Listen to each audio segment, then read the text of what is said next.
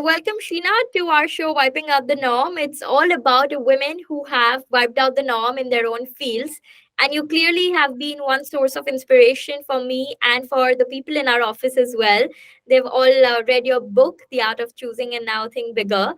And we all wonder, that what does it really take to do such experiments that really test and try the human brain and see what does it take to sort of get into that form of human behavior. So I'm very excited to be talking to you today on your journey, specifically on how you started when you were our age, in your 20s, and what got you into the world of writing and teaching. So to start things off, I'd like to know as to how were you as a child, what really made you curious and interested in. When I was a kid, I guess what I really most wanted was to know what the world was. And I suppose that's what I'm still always fascinated by. I always want to know what people are doing, what's going on, what are the cool products, what are people doing, what are Yeah, they seeing, what are they thinking. I guess it's that curiosity with yeah. people and society that's always been my second nature. And of course, that became difficult because I was going blind. And so I always felt like I was losing out. I wanted to know what everybody was up to. And so I think that's probably why I got interested in choice and decision making, because that was my way of creating something that would enable me to essentially have access to the world, to Yeah. gain more knowledge. Yes.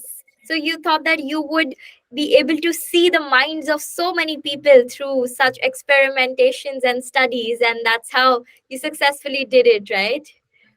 I mean, I suppose I'm reconstructing the narrative after the fact, but when you ask me what was my driving passion, it probably is always curiosity.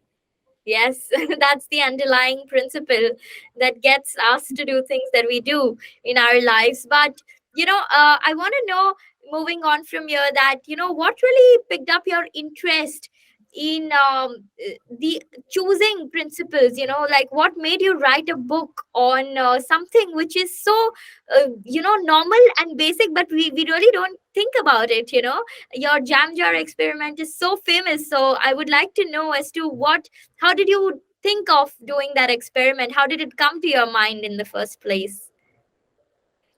So I grew up in New York and New Jersey, and Yeah. I'm a Sikh American Mm. going blind. And my family was pretty traditional, right? So I went to the Gurdwara, Mm. every Friday night, Saturday night, and Sunday, because my father was one of the founders, and so we always had to be more involved. And I would say that I would constantly be confronted by two completely opposing narratives about choice. Yeah. Because, I would go to school and people would say, well, what do you mean you can't cut your hair and you're not allowed to cut your hair? I'm like, no, Yes. I'm not allowed to cut my hair. And then they'd be like, what do you mean your parents met on their wedding night and they didn't know and they had no say in who they would marry? Yeah, no, they met on their wedding night. And then the parents of the friends I would be talking to would be like, oh my God, if someone were to do that to me, I would die. And then I would come home and they'd be like, well, my parents don't look like they're on the verge of dying. Um, and then I would say to my mom and my dad, well, other people have love marriages. And what do you think happens with those? The best thing to do is to have your parents decide. They are Yeah. the ones who know best. Okay. So what's going on here? Two totally different narratives. I remember coming home and saying to my mom, Mom, I should get to choose. And she would be like, what do you know about choice? You're Ah. just young. What do you know about choice? Yeah, Mm. when you grow up and learn something, then maybe you can make a choice. Right? So totally different narratives. And so when Yeah. I went to college, here I am. And of course, in the background, as a blind person, I'm constantly being told by both cultures, in fact, that things are not Mhm. possible. Right? Oh no, you can't do that. That's not possible. No, you can't do that. That's not possible. So Yeah. I think in different ways, choice was just salient for me. And I Okay. went to college, and I'm also this sort of confused, bicultural person. The first thing I did, I remember in my first 6 months in college, was I cut my hair and pretty much almost got myself disowned by my mother. It took her months before she would forgive me. Oh God. And then I decided to do a study, my dissertation in college. So my thesis in college was I decided to look at religion. Now, Hmm. I was convinced that the more strict the religion was, the more likely you were to become depressed, because strict religions, they took away all your choices. They're constantly telling you what to eat, what to wear, how to think, dot, dot, dot. Yeah. And I did this study that ended up becoming quite famous.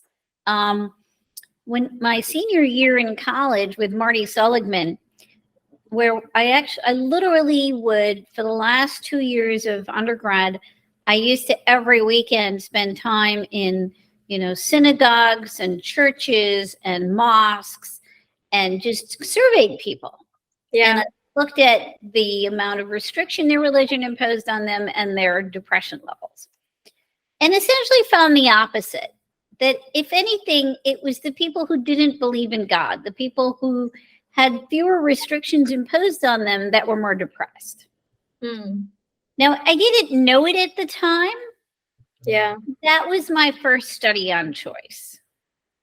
Oh. At the time, I didn't think of it that way. Hmm. So then when I went to grad school, I began to realize that, there really are cultural differences, and Yeah. we really we take it for granted, Hmm. at least in the West, that whatever we thought was true for Americans was obviously universal. Yeah. So we assumed that everybody loved choice, everybody believed the same things about what kinds of choices, when do you choose, how do you choose, how many choices. I mean, the assumptions were endless about Hmm. what we had made. And that's essentially what I began to little by little peel the onion back. That became the work that I did as a PhD student. I first looked at cultural differences in choice. Then I Yeah. went on to the JAM study. I think the JAM study was an example of me just going to the grocery stores and trying to ask what I thought was a very simple question. Can you just tell me what's on this aisle? And Yeah. these people would become like befuddled, overwhelmed, like, yeah, they'd read me like three choices, goes, well, I think this looks really good. I think we should just take this one. And I would Oh. get irritated, like, why aren't they telling me all that's here? Why are they denying me this knowledge? And Yeah. really what was happening was they were looking at it and they were getting overwhelmed. Hmm. And they didn't know how to deal with the fact that they were overwhelmed. Uh, Oh. and and that's really what was the insight that led to the creation of the JAM study. Wow, that's so interesting. I mean, I think it will applies very much to relationship also that you have with your mother, your significant others, and your colleagues at workplace. That it's so difficult sometimes to choose who's right, who's wrong, and who's better than the other. So, in such kind of situations, what do you like suggest to people? That how should they choose between two good people? What should they really look at, because sometimes it's actually difficult to choose one for the other. You mean like for a romantic partner or a boss, or what do you mean? Yeah, in both personal and professional front, because equally it's very difficult in both the places. Well, I think when you're choosing a friend, it's actually not that difficult. I think we sometimes make it more difficult, right? As long as that person is bringing you value added that you wouldn't have otherwise. Yeah. They're giving you something. I don't know, it could be something small, like they make you smile, or you learn something when you hang out with them, or it's an opportunity to just relax, whatever it is. Yeah. If you're getting something Hmm. of value, then it's a plus, right? Yeah. Uh, because by definition, friendships are more fungible. They Mm. don't require as much obligation. It really is just there to be a plus. And so, as long as it is giving you a plus, it's a plus. Yeah. So, so I think that's the way when, I think if to the extent that we make it more than that, I think we're just sort of taking our mind in circles. I think when it comes to romantic partners, that becomes very tough, right? Because Right. there's the what do I want? Mm. And then there's the what should I want? Yeah. And then there's a lot more people that have something to say about what should you want, Mm. whether it be your parents or whether it be, social standards or socially accepted ideals. That I Yeah. think we're constantly kind of in conflict between those two. I Mm. think that what my advice often to people Yeah. is that to the extent possible, what you do is you look for the case where the what you want and what should you want Mm. are as close as possible, such that there is no conflict. If Okay. you're trying to have to convince yourself that Yeah. this really is good for you or this really is something you want, then it's Mm. probably time to hit the pause button and expand your choice set. Yeah. And that's, of course, assuming the modern day view of the role that romance is supposed to play, right? If we Right. say that the purpose of a romantic relationship is Mm. to give you value added, is to create a happy relationship, then Mm. yes, you need to make sure that what you want and what you should want are aligned. Yeah. If, on the other hand, it's like the traditional arranged marriage, where the purpose is really to create an alliance, a partnership that fulfills, the duties that you owe, say, your parents and your in-laws and etc., Yeah. then that's a very different set of criteria. Then you focus more on a bunch of shoulds, and Yeah. there's less emphasis on the what you want. Correct. Correct. That's so true. I mean, I'm just, of course, with experience, you're able to speak like this. But for people like me who are very young and who are at crossroads in their lives, how do they get to such clarity of thought and thinking? I'm sure one of the ways is to read books like yours, which always helps you clear up your mind and gives you some insights. But otherwise, how do you really encourage people to observe more? And just like you said, how in a grocery shop it struck your mind that why are people giving so many choices, why can't they make things simpler? So just as basic as this, how can people actually make things simpler for themselves in their lives, and be better at thinking the way you are currently, for these kind of situations in life? Well, I do think it helps to hit the pause button at times, and, like, say, on a regular basis, whether it's every night or every other night, just take a few minutes and meditate, and meditate meaning reflect, and ask yourself, what did I learn recently? Or what did I learn today? And what really matters to me? What's most important and what's not as important? I think Yeah. if people just take a little time to reflect a little more, Hmm. it's not that you're not going to have biases. Of course, everybody has biases, but at least you'll become more aware of what those biases are, and then can think about whether you want to accommodate those or not. Yeah. You might reflect and say, you know what, it's really, really important to me that this person be good looking. And that's Hmm. fine. If it's a romantic partner that's important to you, then at least own it. Yeah. Um, and or somebody might say to themselves, I don't really have that much fun, even though that person's really good looking. Being Ah, aware of that is really good, is really important. right. Yeah, I think self awareness gets you most of the answers that nobody else can give you. So that's a truly right point. But just taking a step back and going into your journey, how did you overcome this? Like you spoke of biases, how did you overcome the familiarity biases? Like you said that it was a very tough phase. I'm assuming it was, because when you are all normal, everything is going well, and all of a sudden the vision starts to get blurry, and things change around you, the world change for you. How did you still gather that strength and be resilient in a way that you would still want to do whatever you've set your mind for, and you wouldn't care much about what the other people around you are saying? Because I'm sure many people go through such circumstances, and not many can stand as strong as you are. And I'd really want to know, how did you do it for yourself? Well, in a bizarre way, I think I was lucky in that I was born with retinitis pigmentosa, and my parents only found out when I was 3.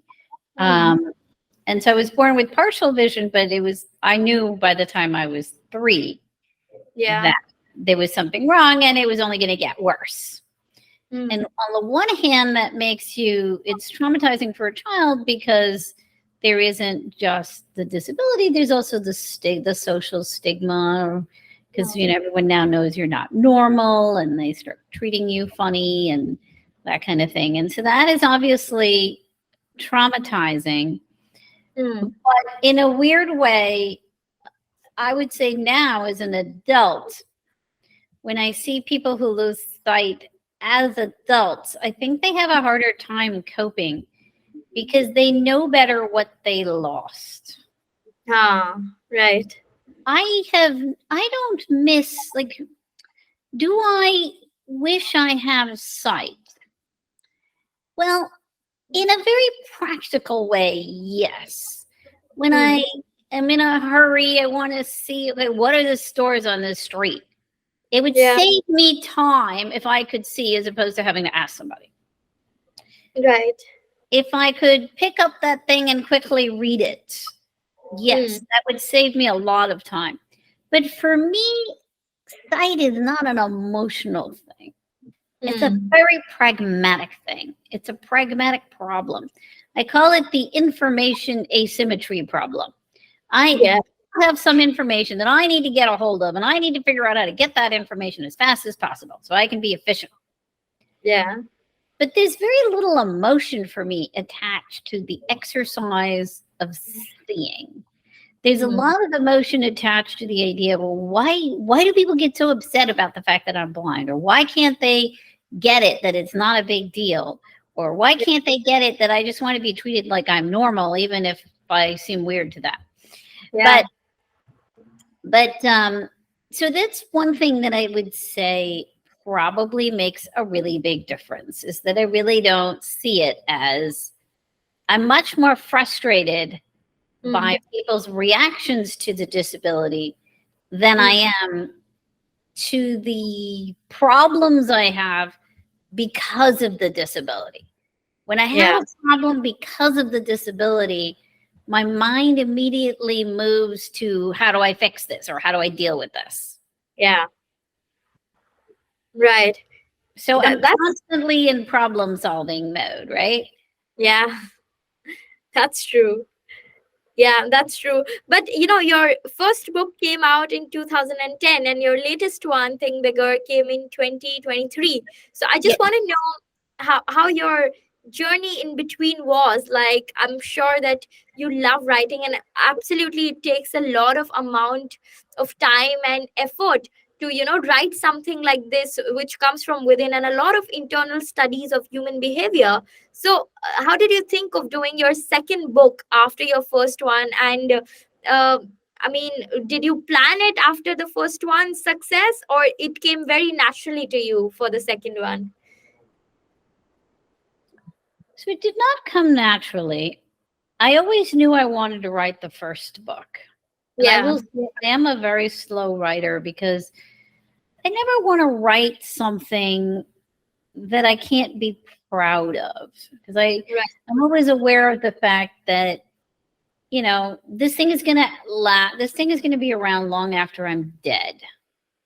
And I wouldn't want them or anybody to read something that I can't say I wrote feeling like at least I did the very best that could be done given what knowledge there was at that Yeah. moment in time. And I also want to be able to give people something that's easy to read, but also useful. So Yeah. after the Art of Choosing came out, there were lots of people that would come up to me, and they were people from different walks of life. And I would say that's actually one of the great blessings of being blind, is that in a way, everybody comes up to me, Yeah. whether it's, you know, I don't know, the poor person in a park in China or India, or whether it's the woman who really wants a different life in the Middle East or other parts of the world, or whether it's the CEO of Yeah. Fortune 500 companies. They'll come to me and in different ways will ask me the question, well, how do I make better choices? Hmm. And it turned out that the art of choosing, even though I had given people a new way to think about the modern day dilemmas confronting us as choosers, I still didn't answer the really fundamental question, which was, well, look, most of the time we're confronted by meaningless choices, Yeah. like in the marketplace of nail polish. Or Hmm. we're confronted by, and that's not to say that, I don't like the color of my nail polish, but Yeah. or we were confronted by choices that really aren't very different from one another. Yeah. And they would ask and say, look, but I need the kinds of problems I have. There are no choices. Hmm. And what do I do? And then they would look at me and say, well, according to your talk, you didn't have any choices. And you're Hmm. telling us how to choose better, but you didn't answer the question, how did you create your choice? Yeah. And that was actually what made me start to think about, they're right. I didn't just look at all the options in the marketplace and figure out which one was the best. I did something beyond that. Hmm. And that was that I took the options that were in the marketplace. Yeah. I said, okay, how do I combine some of these to create something that was possible for me to do? Hmm. And that took understanding what I could do uh, versus what others thought I could and couldn't do. Then I had to understand what I could do, independent of what other people thought, Yeah. and what I could do well. And Okay. so I realized that that was fundamentally what I was doing. And then I realized that, what, actually, this isn't just about my experience. Scientists have actually been showing us that this is the way we create choices. We just never talked about it this way. We never Yeah. framed it in a way to make it useful for people to use in their everyday lives. And Hmm. that's really when I began to create this method, which really drew upon neuro and cognitive science. And I began to teach it. And of course, as I'm teaching it, I'm improving upon it and improving upon it until finally I realized that this was it. You know, Hmm. I I really think I had figured out the core. Now, Yeah. will I continue to edit as I do it? Of course, we always continue to edit as we do. But Right. this is the method. And that's when I decided, it was when the world shut down in 2020, I Yeah. decided to write it. Okay. Actually, And that Columbia University Press asked if I would write it. And so I thought I was going to write it in 6 months, but is, it yeah. always takes longer than you think. I'm right now putting together the accompanying workbook for Think Bigger so that anybody can use it. Yeah. Uh, and then I probably have it in me to write maybe one more book, but Huh. I don't see myself as somebody who's going to spend, like, there's some people that can really put out a book a year. That's Yeah. probably not me. I think I'm going to write one more book after that, which is, I've already figured out the name. It's going to be called Find Your Blue. Oh, nice. And What is that's it? And that's essentially the art of choosing plus think bigger. Hmm. And it's saying, how do you, Radhika, figure out what set of choices to make that Yeah. becomes your best self? How do you do that? Yes. And so that's going to be my final book, I think. And after that, I will. No, we want more books from you. Yeah. But I think, you said that writing takes a lot of time, much more time than you think you will. But how Mhm. is your process of writing? Like, how do you come up with such, writing each word, each page is so difficult. And I don't know if you also face the writer's block. I'm sure a lot of us do as humans. But how do you really think about topics to write on in a book? I really want to know you as an author. How are you as an author when you start to pen down your thoughts? Well, I definitely suffer from a lot of writer's block. I'll jot Yeah. down an outline, then I'll come back to it. I'll collect lots of research materials. I'll talk to lots of people. When I Yeah. finally sit down to write it, it goes through many, many, many, many rounds. So it's a Okay. process. Yeah. But tell me some of the most interesting people that you have spoken to for writing the two of your books and some really fascinating insights that you gathered from them. If you could pick up Well, top three. well, I would say Paul McCartney was very interesting to interview. I interviewed him for Think Bigger, Okay. and he was a great example of a guy who came up with the song of the 20th century yesterday, and we think of him as somebody who just woke up one morning with the tune humming in his head, Yeah. but in fact, there was a whole process he went through, and I thought that was really enlightening for him to have been willing, to share. Um, I would say that I learned a lot from Lloyd Trotter, who Okay. was the right arm to Jack Welch. He Yeah. was the African American to be hired from GE. And he really, it showed me the ins and outs of how difficult it is for a large organization to really innovate and to do it in a way that is systematic Yeah. and scalable. Hmm. Um, you know, I guess, gosh, I interviewed a lot of people over the years. Yeah. Uh, I'm also using your principle of art of choosing. You had so many people that you spoke to, and I'm making you choose the top three. I do, she's not in the books, but Leslie Staw is somebody that I'm very much inspired by. Yeah. And she interviewed me for Think Bigger. Yeah. Um, and, you think of it's so hard to have real women heroes. Um, Yeah.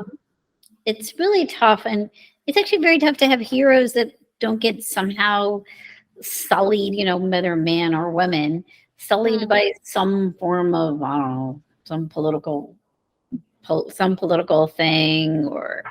some ethical crisis or something. And she's incredible. I mean, she's just one of those rare people and happens to be a woman, which makes her even more rare, who Yeah. really remains above it all, revered, respected, very authentic, very knowledgeable.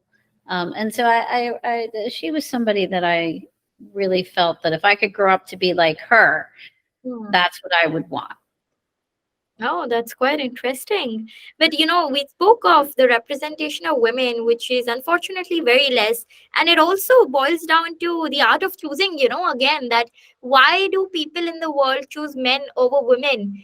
And why do you think there are biases which are created basis this judgment?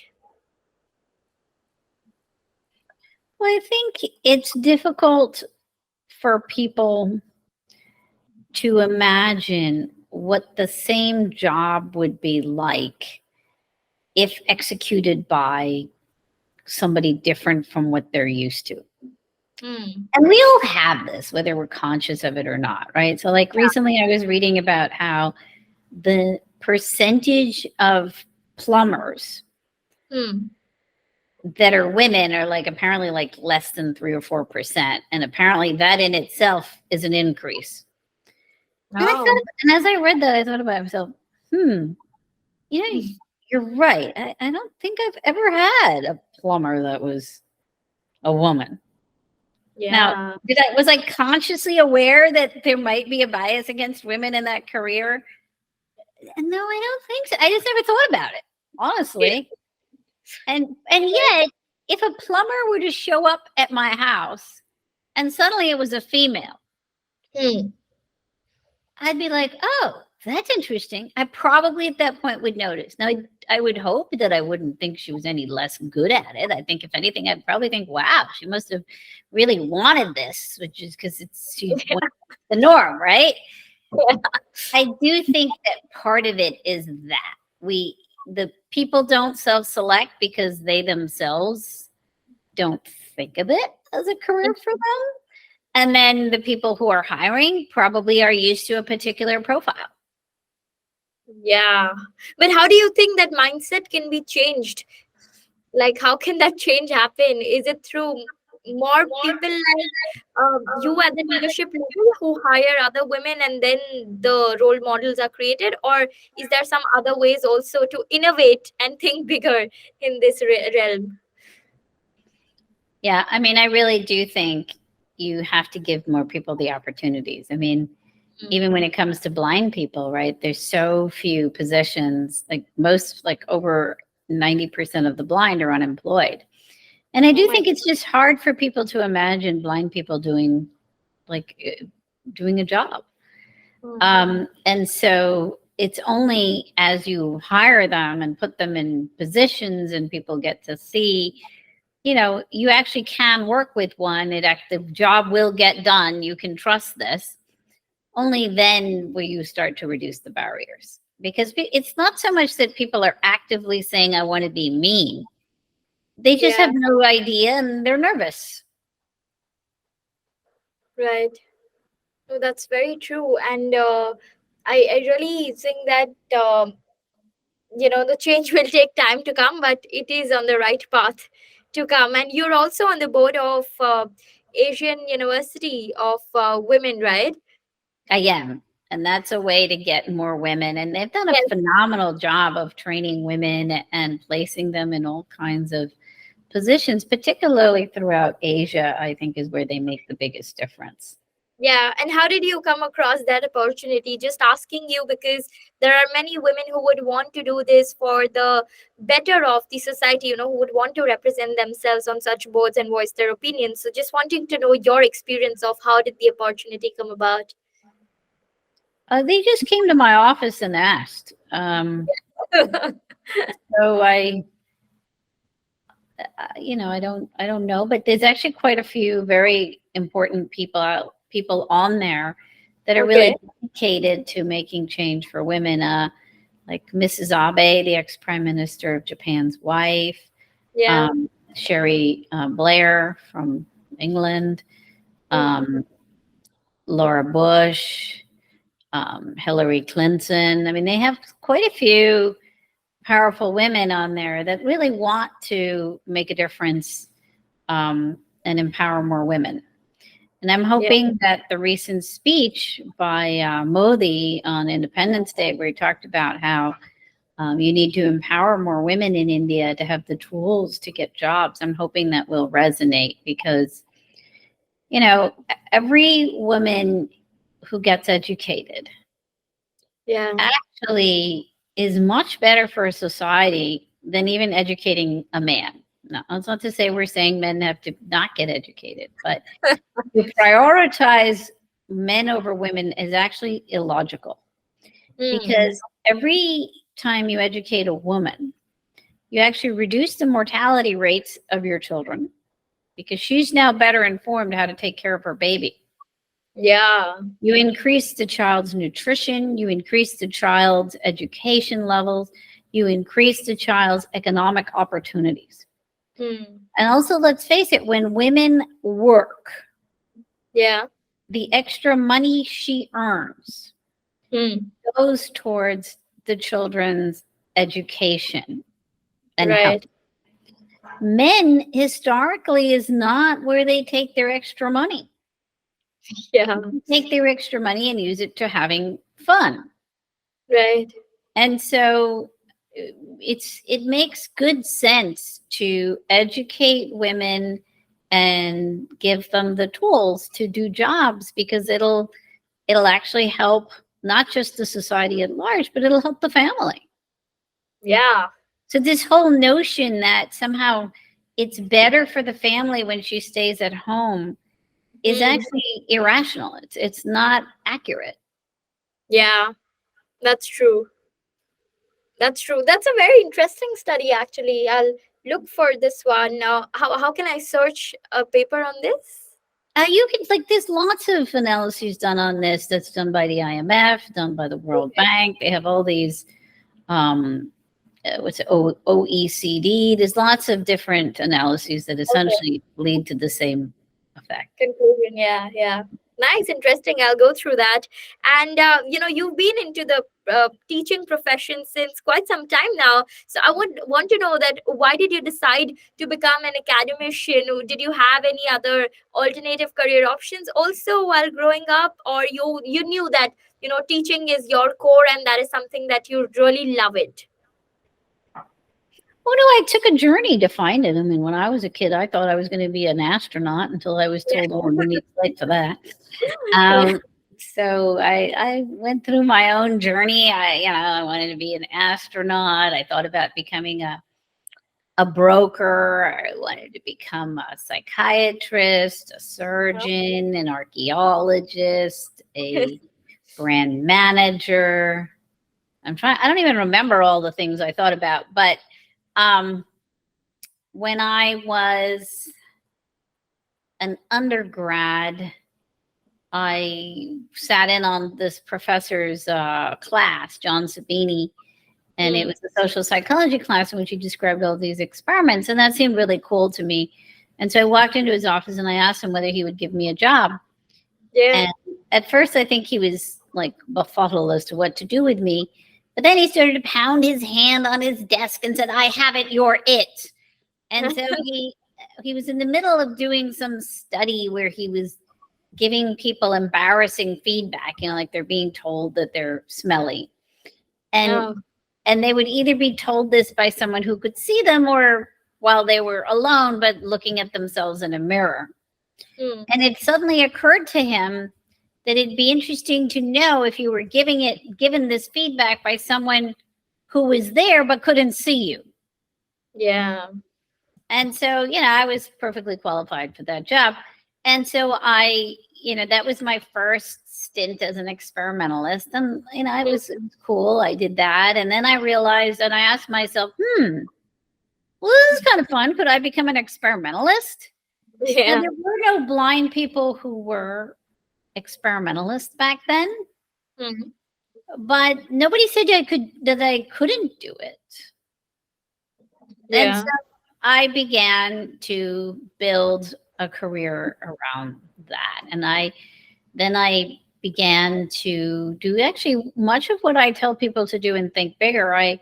Before I went to grad school, I talked to every graduate for the last 10 years. And I No. and I asked them, how did they use their degree? What were they doing in their job? And I would make an assessment as to whether I thought I could do that job and whether I thought I could do well at that job. And Mm. that's when I decided, you know what, being a professor, particularly at a business school, now that sounds like something I would like to do. Yeah. And then it became a matter of picking, well, what did I want to study? Yeah. And so I went through the same sort of journey to figure out what I wanted to study. And I would still say that the best choice I ever made was to study choice. Oh, nice. Yeah. And who was your professor back then from whom you learned so much on choice? Well, I learned my advisor was Mark Lepper at Okay. Stanford. And he's a phenomenal man, the kindest, um, most, phenomenal mentor. But I also learned a lot from Hazel Marcus because she was the premier cultural expert. I learned a lot from Lee Ross, who just recently passed away. And then I learned a lot from Amos Tversky. I certainly learned, like, the JAM study was certainly very much inspired by him. Unfortunately, he passed away while I was a PhD student. But, about 2 weeks before he died, he knew the preliminary results Yeah. of the JAM study.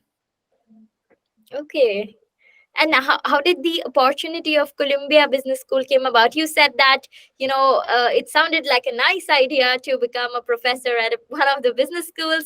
So why did you choose Columbia out of the other ones? And how did that journey start for you? Well, when I was graduating, the way there's a whole process behind that that's normal. In your when you are in your last year of your PhD, after you've defended your dissertation, you Hmm. apply to all the institutions that are looking to hire a professor. So I applied to business schools, and I applied to psychology departments. I got multiple jobs, but the one I initially accepted was at MIT.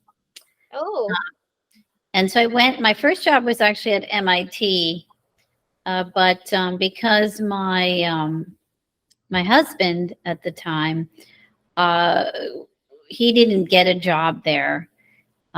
So then we went back on the market, and so then we both got a job at Columbia, and so I moved to Columbia in 1998. So wow. it was a matter of a bunch of different circumstances that made it so that it was Columbia. Yeah. But yeah. Okay. Yeah, of course, sometimes it's not us always, but our circumstances that shape our decisions and the way we will lead our lives. But Columbia has been a very good choice. They've always been Yeah. very supportive of my work. I love my students. I Yeah. love New York City. I feel very blessed to have been somebody who got a position at the finest institution in the finest city in the Yeah. world. Yeah, absolutely.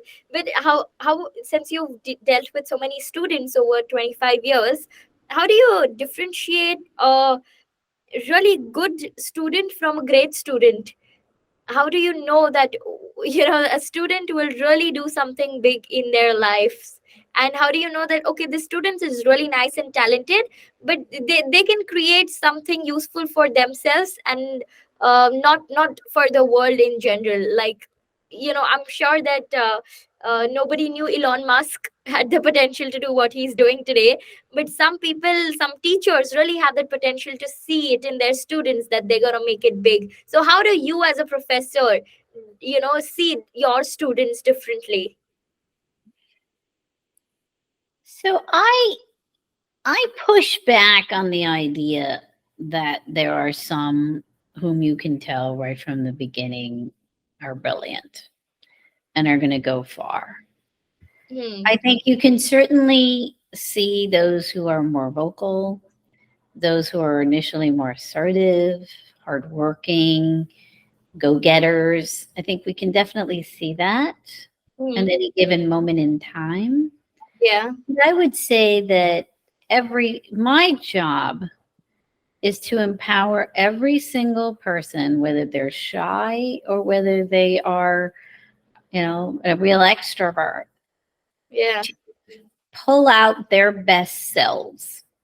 And Right. sure, some people are going to be the superhero today, and some people are going to be the superhero 10 years from today. I'm Correct. not going to make that prediction. I'm just going to empower everybody Yeah. because every single one of them is going to need to be able to do that. Hmm. And that's what I think of as my job. My job is not to pick out who my favorites are. My Yeah. job is to empower each and every one of them to go out and make their mark on the world that they live in. Yeah.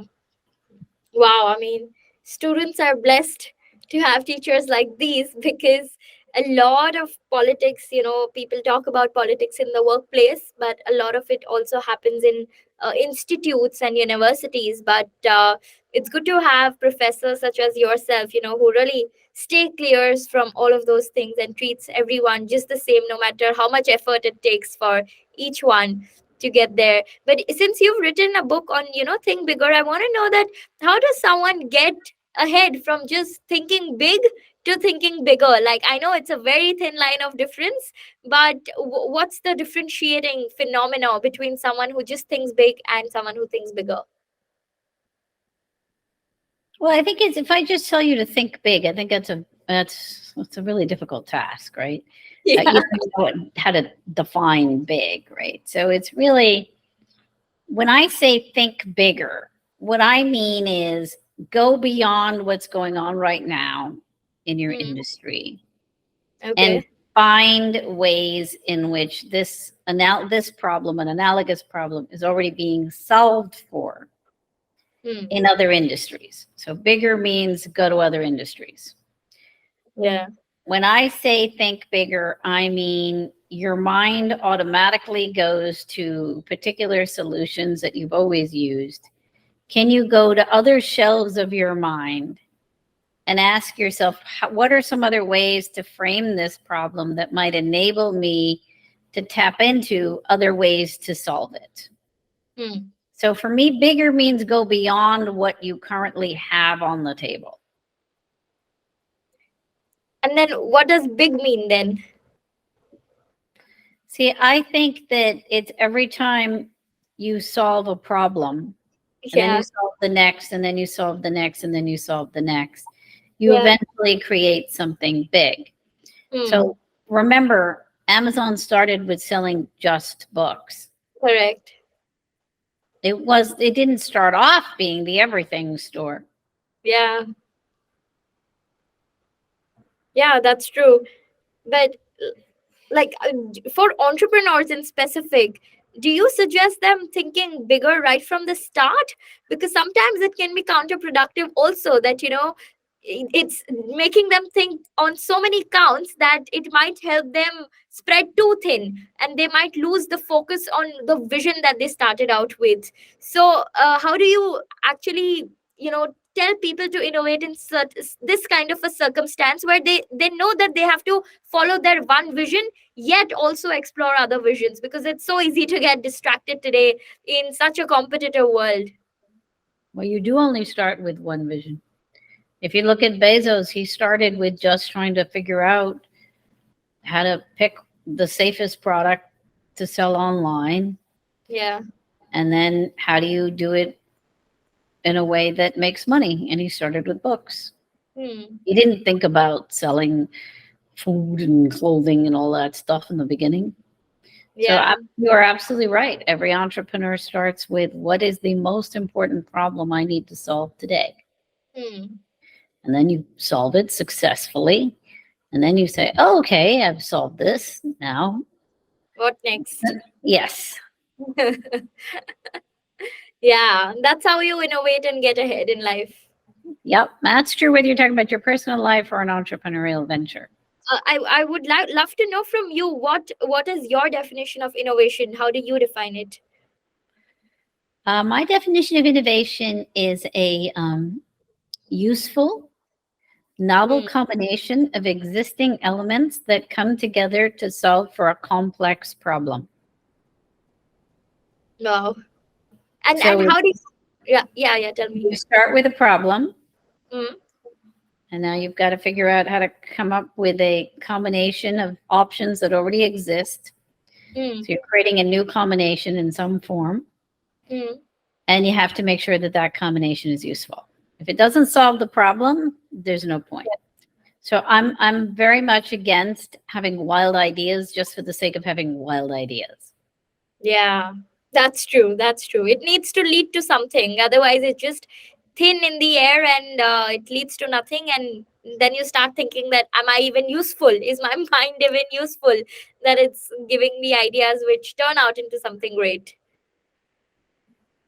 Yep. But yeah, I have a rapid fire round for you, Mhm. because I'm mindful of your time as well. So I'll quickly ask you certain questions on that.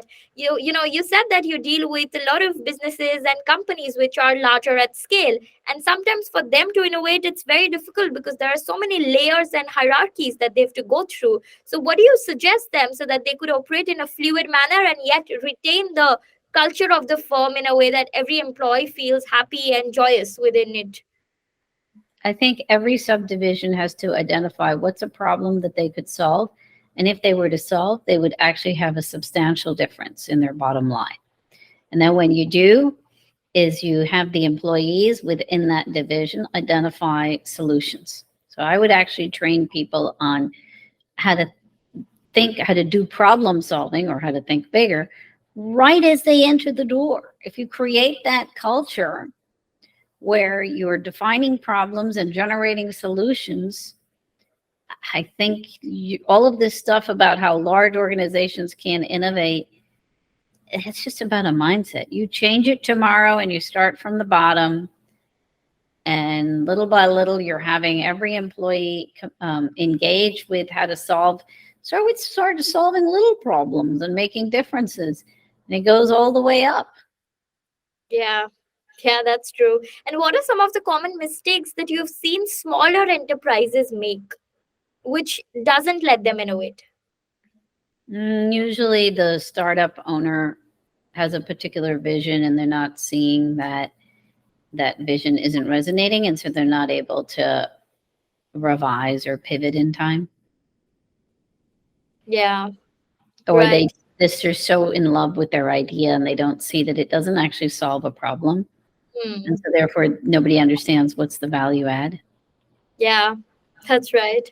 What's been one of your favorite experiments so far? You've done so many surveys, you've conducted a primary, secondary survey, both spoken to so many people. But what's been one of your favorite experiments from where you told yourself that, okay, wow, this is a newfound insight for me? Wow, that's a hard one. Yeah, Um, there's so many. I mean, since we're talking about large organizations, I think one of the studies that was quite insightful for me was when they find repeatedly that a lot of times, because people, it's hard for people to think bigger in the sense that even when they generate lots of solutions and Hmm. they even do crowdsourcing, they're still more likely to pick solutions that are similar to what they're already doing. And so I think really creating that diversity of perspective Hmm. increases your likelihood to get people to pick things that are not just solving a problem, but are also new. Yeah, yeah, that's true. Yes. And what's that one thing which you wish you knew much earlier in life? And when you think about it now, you tell yourself that, oh my God, why didn't somebody tell this to me early on in my life? What is that one thing? That one thing was that I wanted to be good at everything and Oh, do everything. And I'm still way too busy. But I yeah. would say the one thing I had coached myself on and could coach myself on better today Hmm. is to figure out what are those few things that I want to do. Because honestly, I can't keep track of more than a small amount, and neither can anybody else keep track of what I did more than a small number. Yeah. And so I do think it's really important to be choosy about choosing. Yes, yes, that's one principle that your book explains very well. And I've personally learned a lot from it as well because I was a very confused personality back then. But I'm sure reading books like these and hearing from people like you does help. But what's been the best and the worst advice that you've ever gotten? The best and the worst. Well, I think the worst advice you get is when people say, follow your heart or Ah, do what you're passionate about.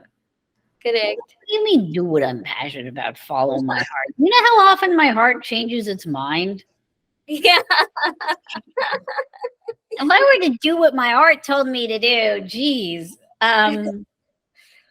So I do think it's much more complicated than that. Yes, it's if it's an idea that keeps. So I guess the best piece of advice I actually got um, from Lee Ross.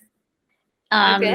And it was one of my advisors who just recently during COVID passed away. No. And he said, the first time you get an idea, write it Hmm. down, talk to people, put it Hmm. aside, don't do anything. If you get it again, write it down, talk to people, put it aside. Yeah. It's only when you get it the third time, then you talk to people, write it down, and now if it still makes sense to you, Yeah. now it's worthy of taking to the next step. And that Wow. was good advice because he was really trying to say, look, it's not just about whatever strikes you at any given moment. There has to be consistency. It has to keep coming back to you. Each time it comes back to you, you're going to probably reframe it in a slightly different way. You're learning more about the it you're interested in and the why you're interested in the it and how to better explain the it. And each Hmm. time you explain it to other people, you're learning how they're interpreting what you're saying, and you're getting a sense of whether others are resonating with that idea as much as you are. Yeah. Wow, I really love this advice. I've never heard of this, and it's such a nice idea. And now that I think of my personal experiences on the idea generation, it's so true that, for the second time or the third time when you revisit it, you feel that what you thought was absolutely useless. And it makes so much sense, when it actually gives you a lot of confidence for the fourth and the fifth time that, okay, what you're thinking is actually right. So this is so helpful. Yeah.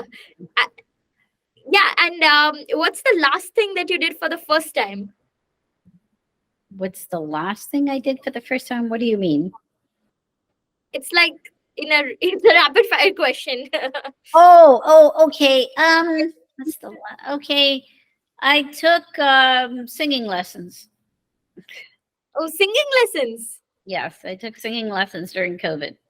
Oh, that's nice. Was it classical or modern jazz?